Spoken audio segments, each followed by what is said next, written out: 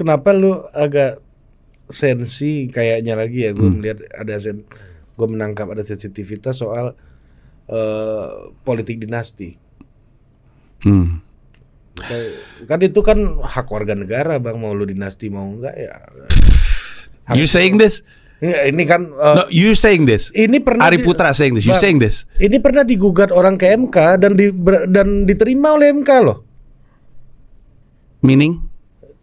Waktu itu dinasti nggak boleh maju. Anak dari bupati nggak boleh maju, saudara istri dari bupati nggak boleh maju. Ke kanan, ke kiri, ke bawah. Gue ganti bahasanya. Jadi menurut lu dinasti politik ke MK. Ini MK, pendapat MK. Ini gue nggak nanya MK, gue nanya lu. Iya kan gue sebagai warga negara konstitusional dong. Kan gue berbicara hak warga negara. Tapi punya opini kan? Iya Lu kan? punya opini nggak? Terhadap ini punya opini nggak? Oh, punya. Opini lu apa? Punya. Opini lu apa? Gue Asian value gue. Man, cut that stupid shit. Just say what you mean. Lu pro, menurut lu dinasti politik nggak apa-apa? Say it. Say it. Ya nggak ada. Ini human Say it. rights. Human rights. Dinasti politik salah atau tidak? Human rights. Say it. It's not the question, Ari Putra. Ini bukan. This is your talk show. This is not my question. Ini enggak. Ini sebagai warga negara. Lu deh jawab duluan. Gue nggak apa-apa. Nggak apa-apa sebagai warga negara nggak ada salah bang. Lu mau human rights harus konsisten dong. For certain level nggak apa-apa. Itu citizen rights. Tapi lu tahu ketika dinasti politik berada atau terjadi di kabupaten, di beberapa daerah tertentu, kenapa lu tahu? Ya menurut lu? I'm asking you a question. Ya kan gue yang nanya. Gua lagi nanya lu. Apakah lu tahu dampak dari dinasti politik di sejumlah daerah di Indonesia? Ya tahu pasti. Jawabannya itu tahu pasti. Sirkulasinya ya ke situ. Betul. Lu tahu bahwa ketika itu terjadi ada indikasi yang begitu kuat, ada kejahatan yang berusaha ditutupin dengan memastikan tidak ada office yang berubah. Betul. Karena kalau office berubah, maka rak-rak bisa dibuka, dosa-dosa bisa terungkap. Jadi untuk menjaga supaya kejahatan. Bismillahirrahmanirrahim. Assalamualaikum warahmatullahi wabarakatuh. Alhamdulillahirabbil alamin. Allahumma shalli ala sayyidina Muhammad wa ala ali sayyidina Muhammad. Sahabat-sahabat Blokosuto Channel, semoga terus dalam keadaan sehat walafiat dan terus dalam lindungan Tuhan yang Maha Esa. Balik lagi di Blokosuto Channel seperti biasanya dalam obrolan berita-berita populer.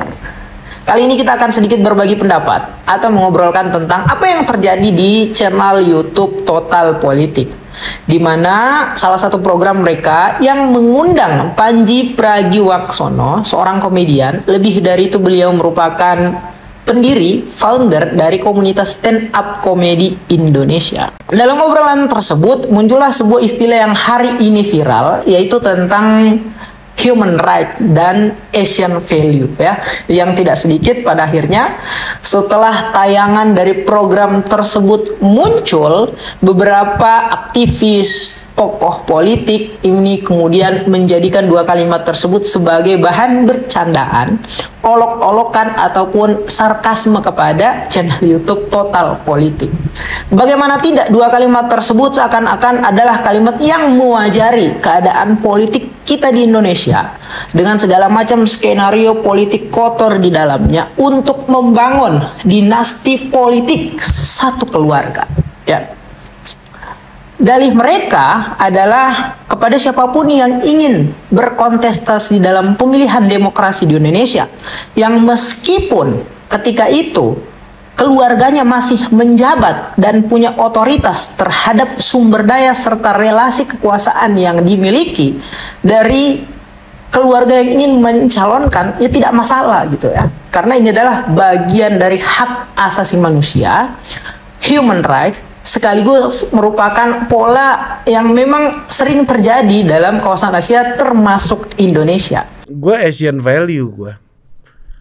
Man, cut that stupid shit. Justru kalau saya sendiri menilai pola yang relate dengan istilah Asian value adalah ketika orang-orang yang punya pemikiran ideal ini kemudian bergaul pada lingkungan politik praktis, berbicara dengan banyak para politisi atau politikus, sehingga pada akhirnya pemikiran ideal mereka turun sebagai sebuah standar minimum untuk mewajari keadaan politik tertentu. Contoh misalnya, dalam obrolan mereka antara CEO founder dari Total Politik dan Bang Panji Pragiwaksono, ada sedikit narasi yang mengatakan bahwa mereka berdamai dengan keadaan politik Indonesia hari ini, termasuk dengan dinasti politik. Nah, itu bukan lagi sebuah pola yang relate dengan istilah Asian value, tetapi adalah Indonesian value ya. Bahkan saya sendiri punya banyak teman mahasiswa, aktivis, bahkan dalam proses masa kuliah dahulu, mereka kendati pun jarang masuk mata kuliah karena lebih senang untuk ikut aksi, untuk ikut turun ke desa, berbagi dan lain sebagainya.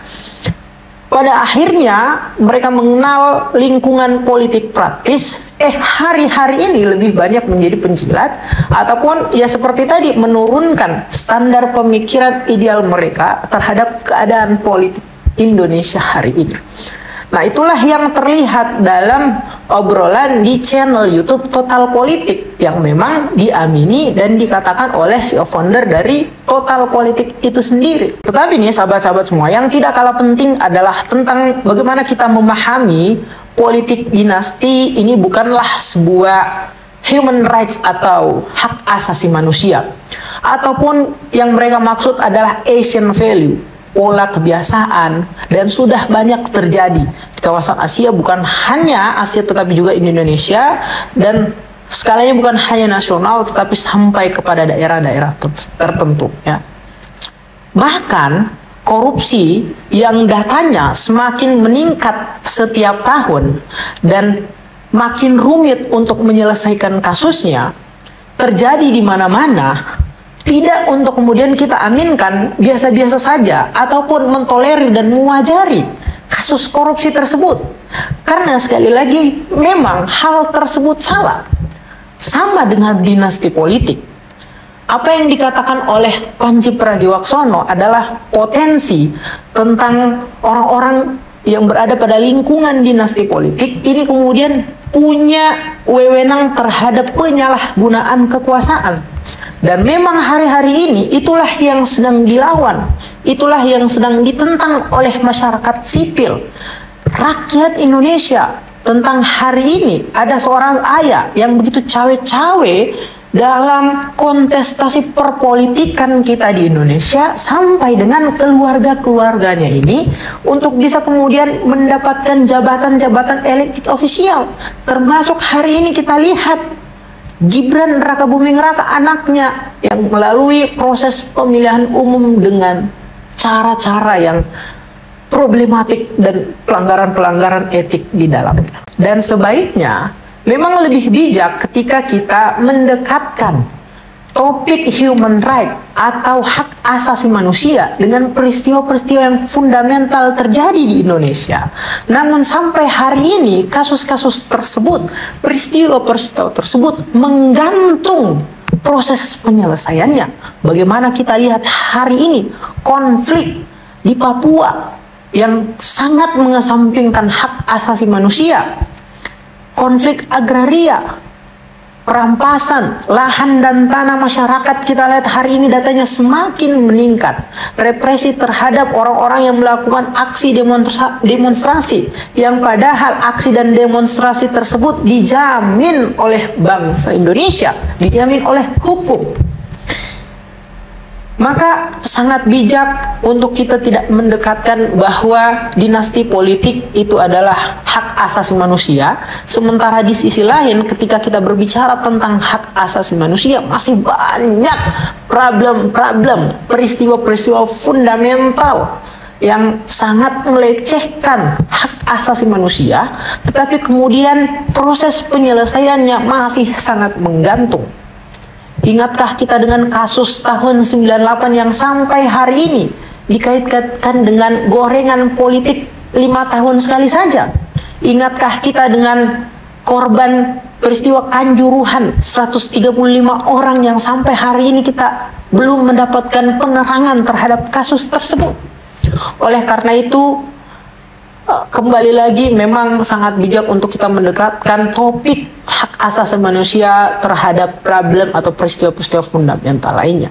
dan bagaimana menganggap bahwa orang-orang yang ingin mengikuti kontestasi politik sementara keluarga-keluarganya masih menjabat, ini bukan merupakan hak asasi manusia, menganggap bahwa upaya ini adalah bentuk affirmative action, di mana kita memberikan perlindungan, kesempatan, akses bagi kelompok-kelompok yang lemah, terkesampingkan, termarginalkan dalam persaingan politik kita di Indonesia.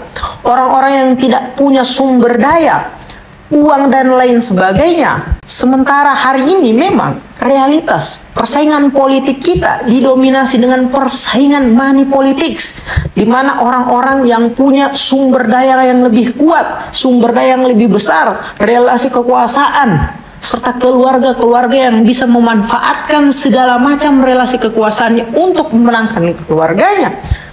Sehingga disitulah kita berpihak, disitulah kita berdiri tentang bagaimana kita memberikan akses, kesempatan, perlindungan bagi orang-orang yang punya kualitas. Dia ingin masuk kepada persaingan politik yang sehat, sehingga memang bisa kita menyampingkan bahwa orang-orang yang punya akses dengan keluarga-keluarga mereka yang sudah menjabat hari ini dan orang-orang yang ingin ikut dalam kontestasi tersebut, agar menahan sedikit hawa nafsu untuk bermanuver dalam kontestasi politik. Karena dalam ide tersebut sebetulnya bukan melarang kalian sepenuhnya untuk mengikuti kontestasi pemilihan demokrasi di Indonesia, tetapi menahan sementara waktu hawa nafsu kalian untuk bermanuver dalam persaingan politik sampai ketika keluarga-keluarga kalian yang hari ini menjabat di jabatan-jabatan tertentu selesai sepenuhnya dalam periode kepemimpinan mereka, sehingga memang tidak ada potensi untuk menyalahgunakan sumber daya, relasi kekuasaan dan perangkat-perangkat lainnya demi untuk memenangkan keluarga-keluarga mereka yang ingin ikut berkontestasi.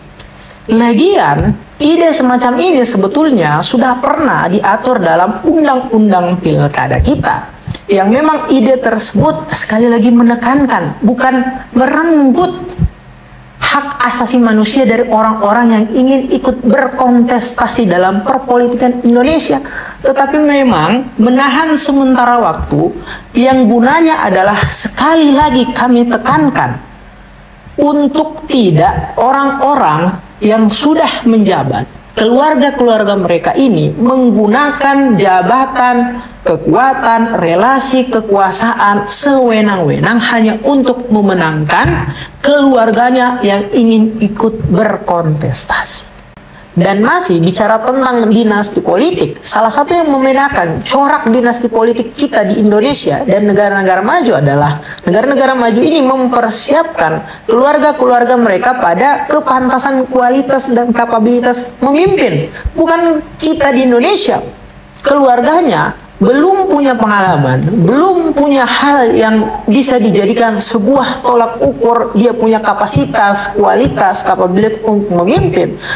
Alih-alih menahan keluarganya, tetapi kemudian justru didorong menjadikan perangkat-perangkat relasi kuasa untuk ikut tergabung dalam satu kekuatan memenangkan keluarganya dalam kontestasi politik kita di Indonesia.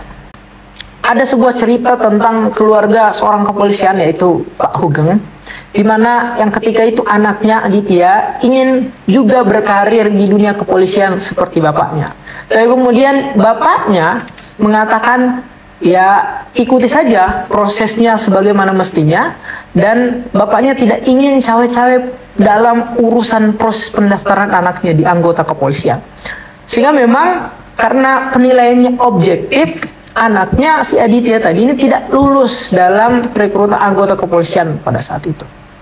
Berbeda dengan hari ini, anak tidak punya kualitas, anak tidak punya pengalaman, anak begitu praktis dalam proses politiknya, tetapi kemudian dipaksakan sampai harus mengubah aturan, tidak malu-malu menggunakan perangkat, sumber daya, dan lain sebagainya. Alih-alih kita mengharapkan adanya aturan tentang keadilan sumber daya dalam proses persaingan politik, tetapi hari ini semakin kental dinasti politik itu dibangun dengan cara-cara yang tidak sehat, dengan cara-cara skenario politik kotor. Demikian dari kami. Seperti apa komentar Anda semua? Terima kasih. Billahi taufiq wal hidayah. Wassalamualaikum warahmatullahi wabarakatuh.